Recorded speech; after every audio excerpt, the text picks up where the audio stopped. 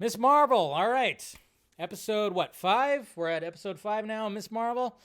I'm still enjoying it. If you watch the last episode, there was like a little thing that happened when she was fighting those people that have been around forever, the villains of the series. And of course, she has, I always forget what it's called, but it's something kind of like this that she wears on her wrist. And she traveled back in time. That's right. She traveled back in time because she's in Pakistan, and then she traveled back in time, and that was the ending scene of episode 4, where she was like, "What the fuck? Why am I at this train station?" Where all these, like, I guess you could say refugees or whatever that were trying to get out of where they're at, and she was like, "What the hell?" So then, when it comes to this episode, I thought it was kind of clever what they did when it came to episode 5, which basically got more family history when it came to Kamala's family history, because obviously they went to Pakistan. She's talking to her Nani. I think she calls her Nani, right? And we got to see Nani's mom and mother and father, essentially.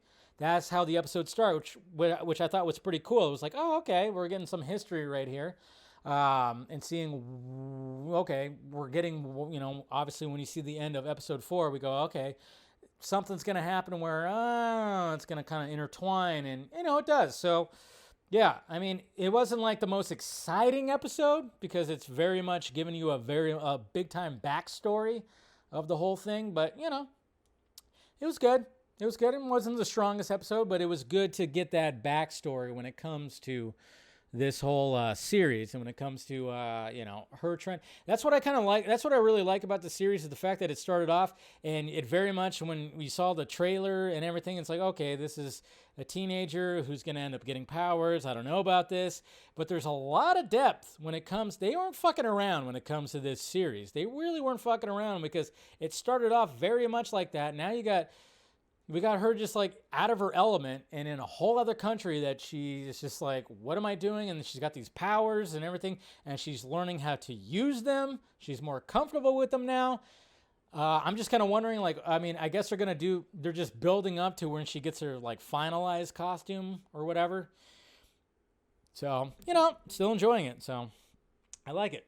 Where are the Kree?